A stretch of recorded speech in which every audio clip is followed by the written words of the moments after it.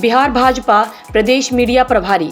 दानिश इकबाल को फोन पर धमकी दी गई है और इस मामले को लेकर बिहार भाजपा प्रदेश मीडिया प्रभारी दानिश इकबाल ने पटना के कोतवाली थाने में लिखित शिकायत दर्ज करवाई है। वहीं इस पूरे मामले की जानकारी देते हुए कोतवाली थाना पहुंचे दानिश इकबाल ने बताया है कि टीवी चैनल के डिबेट पर डिबेट खत्म होने के बाद शनिवार की रात उनके मोबाइल पर किसी अज्ञात व्यक्ति का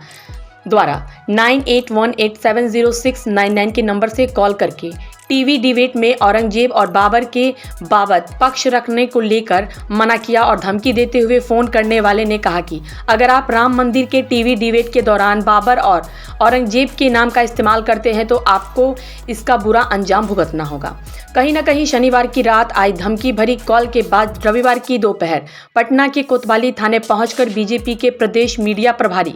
दानिश इकबाल ने इस पूरे मामले की लिखित शिकायत कोतवाली थाने को की है और कोतवाली थाने ने इस पूरे मामले पर संज्ञान लेते हुए कॉल करने वाले व्यक्ति की तलाश तेज कर दी है। कंप्लेन दर्ज कराने के लिए आया हूँ।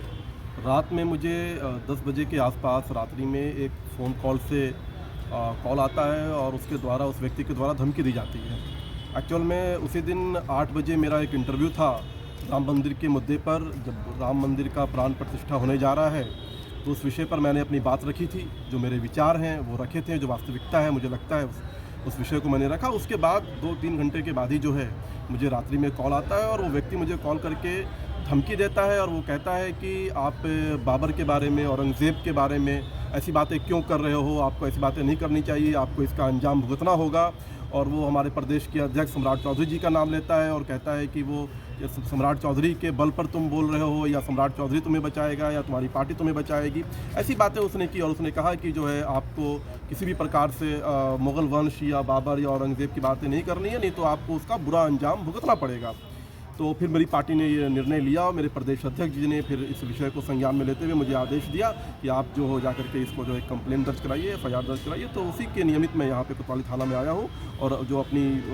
FIR है वो मैंने यहाँ पे दर्ज कराई। किस तरह का थ्रेटिंग लगा, खतरा किस तरह का आपको लग रहा है? देखिए, हम लोग डरने वाले लोग तो हैं नहीं, हम लोग राष्ट्रवादी लोग हैं, भारतीय लोग हैं और वास्तविकता जो है, जो सच्चाई है उसको स्वीकार करने वाले लोग हैं। तो हमने वही बात कही और आज भी कहता हूँ मैं वो बात कि राम मंदिर का जो प्राण प्रतिष्ठा होने जा रहा है 500 वर्षों के बाद, ये भारत की सभ्यता, भारत की परंपरा और भारत की संस्कृति को दर्शाता है कि हमने आज उसको जो है बचा लिया है। आज हम भारत की सभ्यता को, भगवान राम जो है इस देश के